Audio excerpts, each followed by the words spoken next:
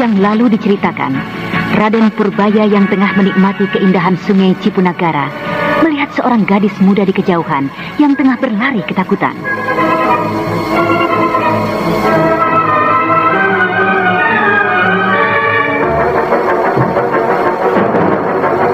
Dari situ, kelihatannya ada sesuatu yang membuatnya ketakutan.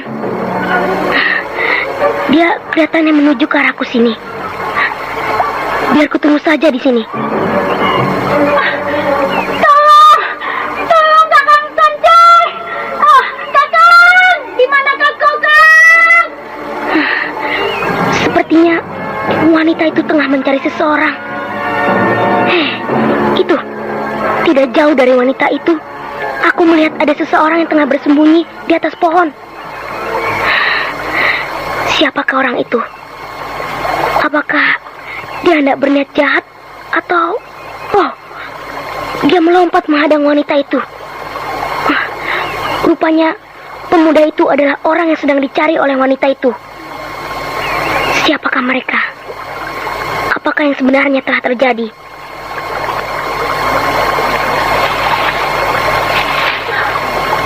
Kakang, aku takut, Kakang. Bawa segera aku pergi dari sini. Tinggalkan segera desa ini, Kakang. Aku tidak mau mati, Kakang. Aku tidak mau mati dengan cara seperti itu. Iya. Aku pun tidak ingin kehilangan dirimu, Ikum. Kau tidak akan kubiarkan menjadi kurban dari keganasan makhluk yang berkedok Roh Agung. Apakah tidak ada yang tahu kau datang kemari? Kau meninggalkan desa. Mereka mengejar aku, Kakang. Mereka tahu. Celaka jika demikian. Ayo kita segera tinggalkan desa ini. Aku telah menyiapkan perahu tidak jauh dari sini. Mari, Ikum.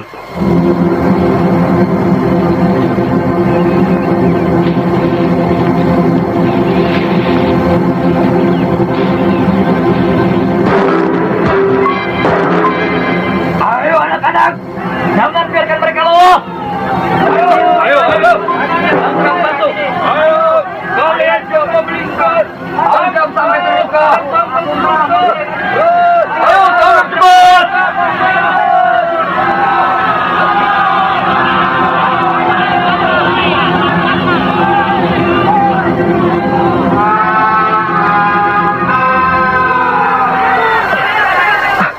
Itu suara mereka sudah dapat kudengar. Cepat, Kum. Baik, Kakang. Aduh, Kakang, aduh. Kenapa, Ikum? Kakiku terkilir. Aduh, Kang. Ayolah, Kum. Mereka tidak jauh di belakang kita. Cobalah untuk berjalan. Tidak bisa, Kang. Tidak bisa, Kang. Perahu itu sudah tidak jauh lagi, Kum. Biarlah ku gendong kau.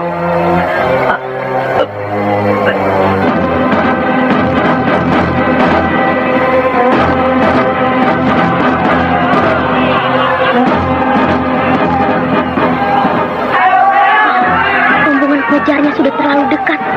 Agaknya keduanya tidak akan dapat lagi menyelamatkan diri. Itu seorang pengejar yang satu berkelebat cepat.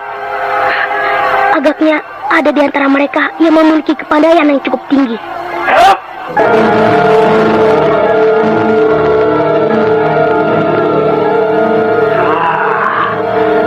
Mau lari kemana kau, Ikum? Roh Agung telah mengendaki dirimu. Bagaimana mungkin kau akan dapat menolaknya? Kau akan menemukan kebahagiaan abadi di sisinya. Janganlah mencoba untuk menentang keinginannya. Tidak. Aku tidak mau menjadi korban dari iblis sembahan kalian. Aku tidak mempercayai adanya Roh Agung yang menuntut kurban. Tidak, aku tidak mau. Kau kira dengan berlindung di belakang kekasihmu itu, kau akan dapat menghindarkan diri dari Roh Agung? Ki Sureng Baja pun tidak akan mau bertindak seceroboh itu menghadapi aku, utusan dari Roh Agung. Menyingkirlah, Sancang. Keputusan dan sikapku ini sedikit pun tidak ada hubungannya dengan Ki Sureng Baja, ayahku. Semua perbuatanku ini adalah tanggung jawabku sendiri. Apakah dengan kata-katamu itu kau akan tetap bermaksud hendak melawanku, ha? Menentang utusan dari Ruh Agung. Iya, aku akan menentang siapapun yang hendak mengganggu dan menyusahkan Ikum kekasihku. Jika itu adalah keputusanmu, anak muda, kuharap kau tidak akan menyesalinya. Hei, anak-anak, tangkap Santang dan Ikum. Keduanya harus segera mendapat hukuman dari Ruh Agung. Ayo kita tangkap mereka.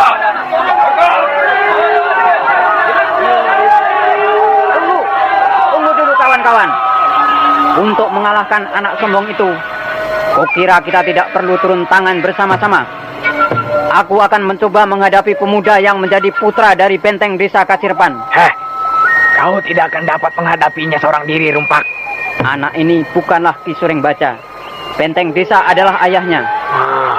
Tapi kau tetap tidak akan dapat menghadapinya, Rumpak. Lihatlah saja. Aku tidak percaya jika anak semuda ini sudah harus ditakuti seperti itu. Ayo, bersiaplah bocah sombong. Aku akan mencoba meremas mulutmu itu. Silahkan Paman Rumpak. Tapi sebenarnya lah, saya tidak pernah memiliki keinginan untuk mencari perkara dengan Paman. Sudahlah, jangan banyak cakap.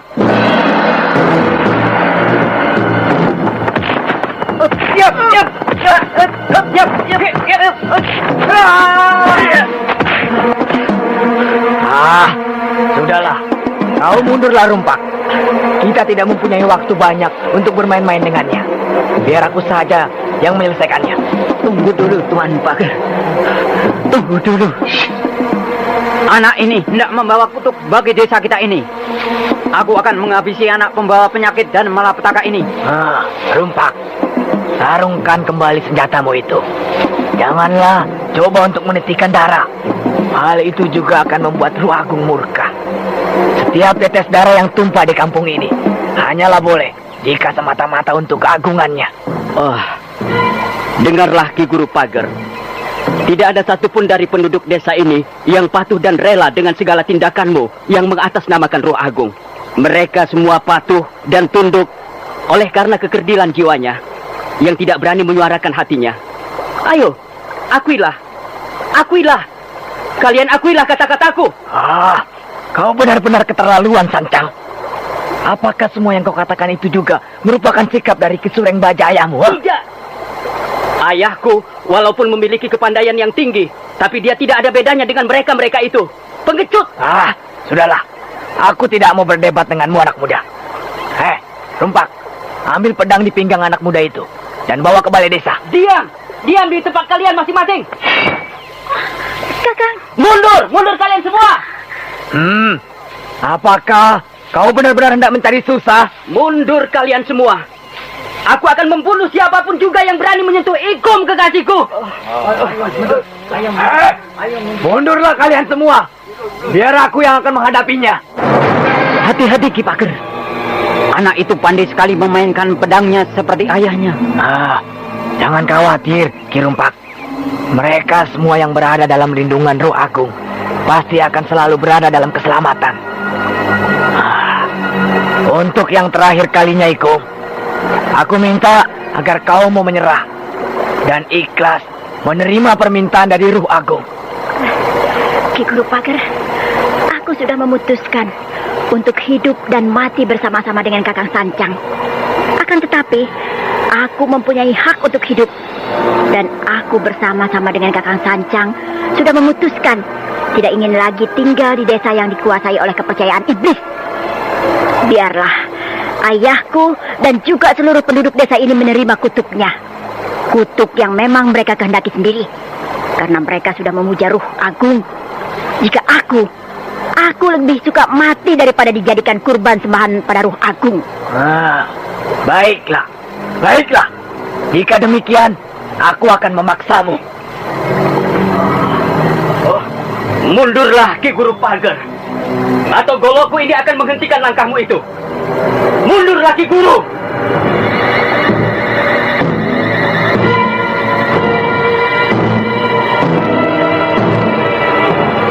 Gelak Laki-laki tua yang mengenakan jubah pendeta itu terus saja melangkahkan kakinya mendekati kedua remaja yang kelihatan cemas dan takut. Golok dari sancang yang tajam berkilau diacungkannya ke muka, berusaha untuk menghentikan langkah laki-laki tua yang dipanggil dengan nama Ki Guru Pager. Dan ketika langkah mundur kedua remaja itu terbentur dengan sebuah parit kecil, keduanya terhenti sesaat. Dan Ki Guru Pager mengulurkan tangannya untuk meraih golok sancang. Akan tetapi, pemuda yang merupakan putra dari Ki Sureng Baja yang dikenal sebagai benteng desa Kasirepan segera menarik pedangnya dan...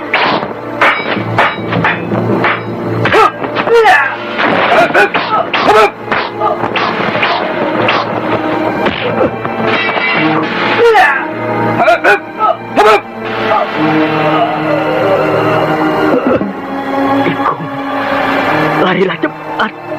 Tinggalkan tempat ini. Larilah, Ikung. Tidak, Kakang. Aku tidak ingin meninggalkanmu dalam keadaan seperti ini. Maafkan aku, Ikung. Aku tidak dapat melindungimu. Rumpak! Bawa gadis itu, juga pemuda itu. Baik, Ki Pager. Mundur! Mundur kalian semua! Kalian tidak akan mendapatkan diriku hidup-hidup. Jika kalian maju satu langkah saja, aku akan menusukkan golok Kakang Sancang ke dadaku. Dan kalian hanya akan membawa mayatku kembali ke desa itu. Mundur! Mundur semua! Ya, ini adalah keputusanku, Kakang. Lebih baik aku mati daripada menjadi korban sembahan iblis yang berkedok ruh agung. Mundur! Mundur kalian! Kau tidak akan melakukannya, Ikung. Kau harus merelakan dirimu bagi ruh agung. Diam di tempatmu, Paman Pager. Aku bersungguh-sungguh. Mundur! Mundur kalian! Kau tidak akan melakukan itu, Ikung. Kau tidak akan melakukannya. Lepaskan pedang itu. Ayo. Mundur! Aku akan benar-benar melaksanakan kata-kataku, Paman Pager. Mundur!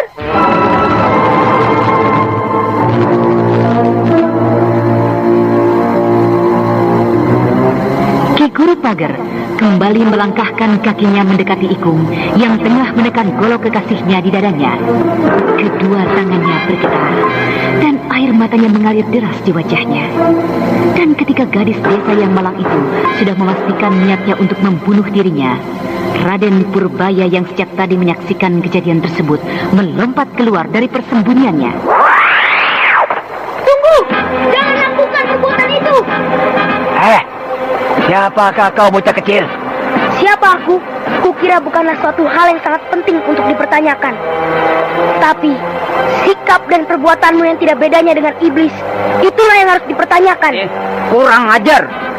Kurmas mulutmu, bocah.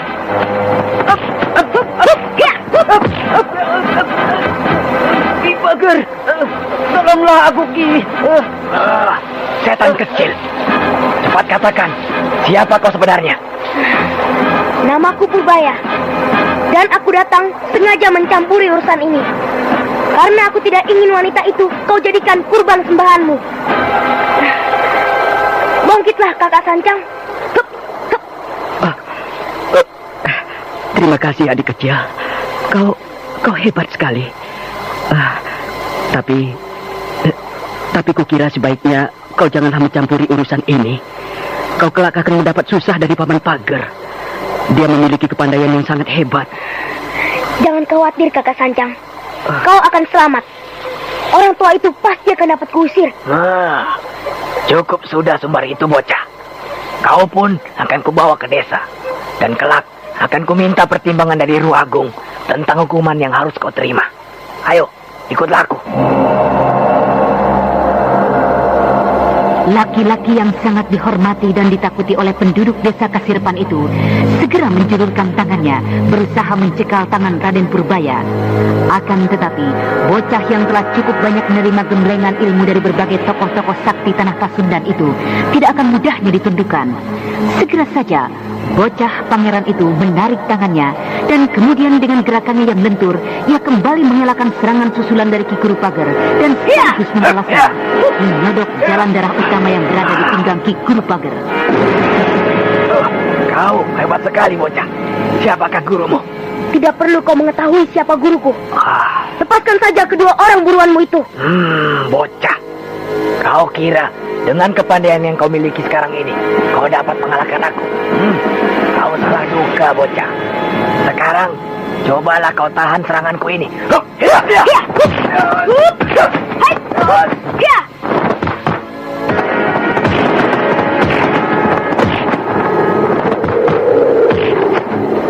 Ki Guru Pager segera saja melancarkan serangan-serangan mautnya.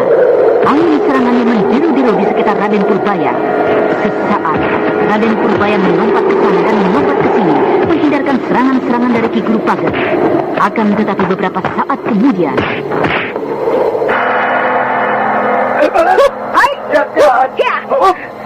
Aku akan mencoba mengeluarkan kelelawar sakti untuk menghadapinya.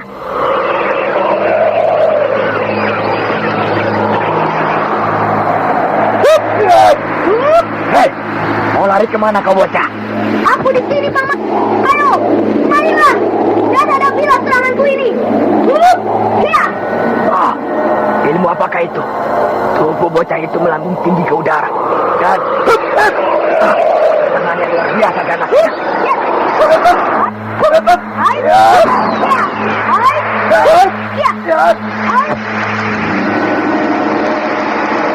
Apapun yang akan terjadi, aku akan membunuh anak berbahaya ini. Siapapun gurunya, aku tidak gentar. Roh Agung pasti akan melindungiku.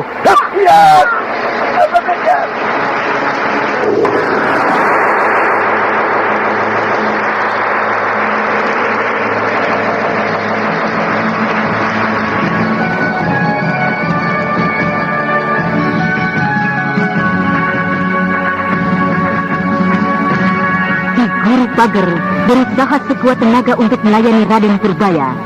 Dan orang tua yang mengaku adalah utusan dari Roh Agung kini menyerang Raden Purbaya tanpa ragu-ragu lagi. Nah, para pendengar sekalian, apakah sebenarnya yang tengah terjadi di desa Kasirepan?